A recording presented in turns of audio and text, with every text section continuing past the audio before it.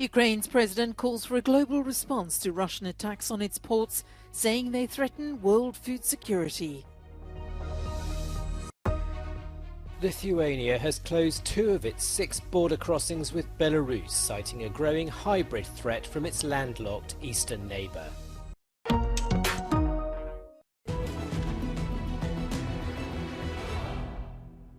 Ukrainian forces conducted counteroffensive operations on at least 3 sectors of the front, and these are the 3 directions right here. So this is the direction of Bakhmut, also in the direction of Melitopol and in the direction of Berdyansk. And let's take a closer look here at this specific area.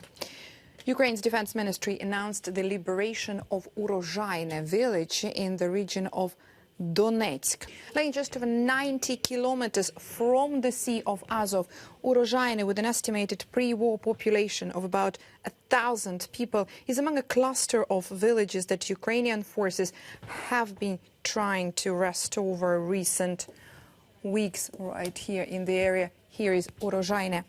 Its recapture indicates that Ukraine is pressing ahead with an offensive drive south towards the Sea of Azov that aims to cut Russian occupying forces in half.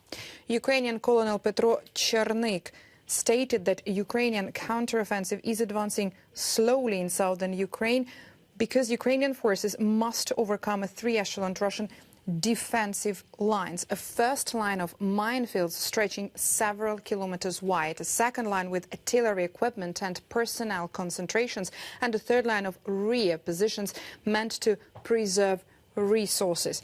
The recapture of Urozhaine here brings Ukraine closer to threatening the village of Staromlynivka, several kilometers to the south, which military analysts say serves as Russian stronghold in this area. Explosions at a Ukrainian port on the Danube. Ukraine's President Volodymyr Zelensky has called on the global community to respond to repeated Russian strikes on its port infrastructure. In his Wednesday night address, he accused Moscow of impacting food security in many nations. Минулої ночі російські терористи знов вдарили цілеспрямовано по нашим портам, по тій нашій інфраструктурі, яка задіяна в гарантуванні не нашої, а спільної світової продовольчої безпеки. І лише за 1 місяць, що минув після спроби Росії знищити Чорноморську зернову ініціативу, це сьогодні була вже сьома масована російська атака. The United States has also reacted angrily. The escalation demonstrates Moscow continues to prevent grain and foodstuffs from reaching those who need it most throughout the world. It is unacceptable. Putin simply does not care about global food security. Such actions by the Kremlin negatively affect Ukrainian farmers and all those around the world who are most vulnerable to food insecurity. Russian drone and missile strikes have hit 6 major ports in southern Ukraine. Kyiv says Moscow has targeted depots and facilities used to export grain. Russia's Ministry of Defense has repeatedly claimed it was attacking military targets. Lithuania has closed 2 of its 6 checkpoints with Belarus and is considering a complete border closure, claiming there's a hybrid threat from the east. Vilnius cited the worrying presence of Wagner Group's Russian mercenaries moved to Belarus after its mutiny and failed march on Moscow. Pagrindinis akcentas ir tikslas yra, kad kuo daugiau pasieniečių būtų prie sienos, nes mums reikalingas didžiausias skaičius pareigūnų būtent ten. Tas ir yra daroma nuolatos su mūsų valstybės sienos apsaugos tarnyba dėliojami šitie dalykai, kad turėti žmonės ne administracijoje, o būtent prie sienos. In Warsaw, border security was one of the main issues on the table during the visit of Latvian President Edgars Rinkēvičs. His Polish counterpart Andrzej Duda highlighted the threats of hybrid aggression from Belarus and promised to supply military aid to Latvia if needed.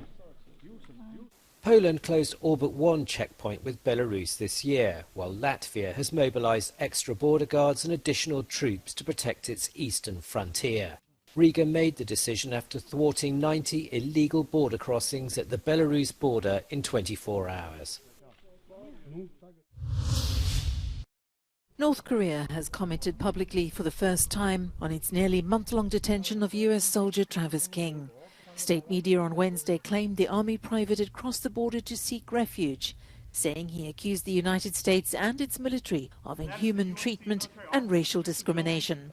King crossed from South Korea into its northern neighbour on the 18th of July, while on a civilian tour of the heavily fortified joint security area between the two countries. US officials say they cannot verify King's reported comments and remain focused on his safe return. Dozens of men, women and children being brought to a beach in England by a Royal National Lifeboat Institution vessel. There are some of the 100 migrants who were rescued in the English Channel on Wednesday. The others were taken to Dover by border police boats. After a downward trend in recent months, arrivals have been increasing for several days due to good weather. More than 2,000 people have arrived in Britain just this month in the hope of claiming asylum. They've travelled from as far afield as Afghanistan, Iran and Syria. Firefighters battled a raging wildfire on Tenerife, one of Spain's Canary Islands, on Wednesday. At least 800 hectares of land were scorched in 24 hours.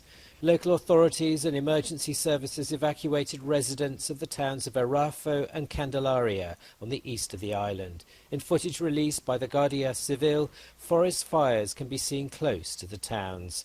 Firefighting aircraft have been deployed to help tackle the wildfires.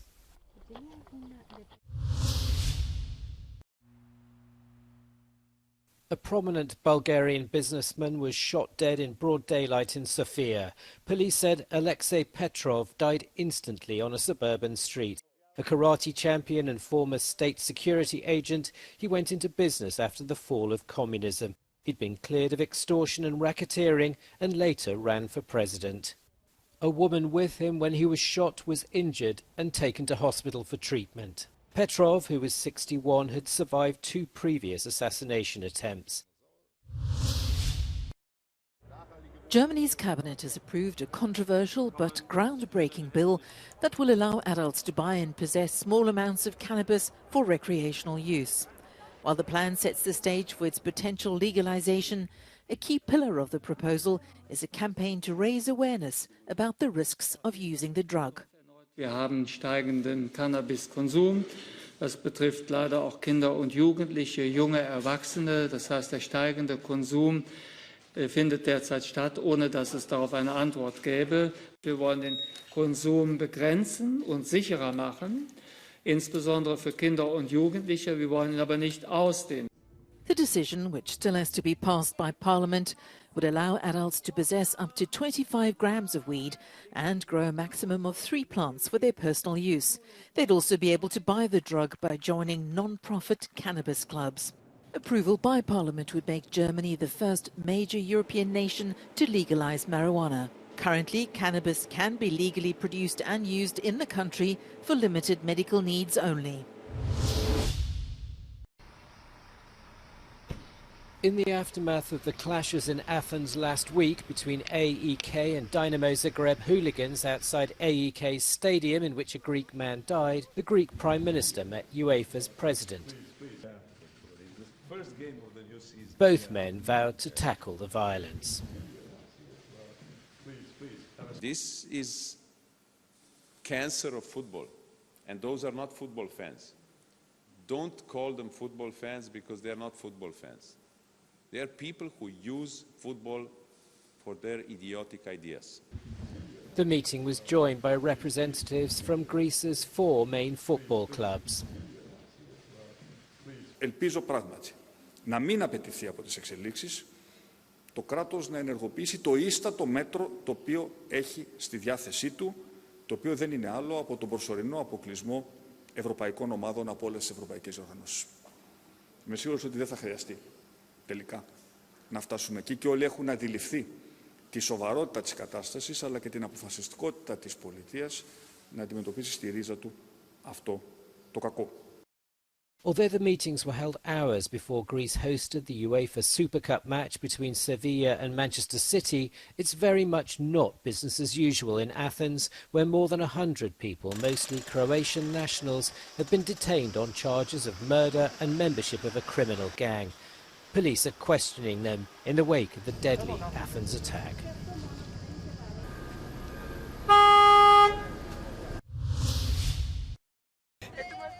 2023 Sziget Festival in the Hungarian capital Budapest closed with a performance by one of the biggest pop stars of our time. Billie Eilish sold out the house on Tuesday, and in the hours before the concert, people who'd been partying for 6 days tried to get their act together. So we are very, very tired. Our feet hurt a lot, actually, but we enjoy it so much that we obviously stayed until the end. And we're very excited to see our favorite artists. Naftali from Israel also gave us tips on how to cope with the constant partying. A lot of energy drinks, a lot of cafe, like every morning, every afternoon, you know, all the time. And just party hard, like search for the craziest parties and go into them and just like be with the music and feel good. In the evening, more than 50,000 people gathered for Billie Eilish's concert. The 21-year-old has already won 7 Grammy Awards.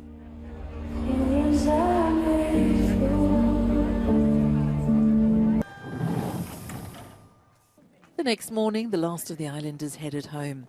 420,000 people partied on Sziget this year, 30,000 less than in 2022. And on Thursday, tickets go on sale for the next festival, which gets underway on the 7th of August 2024.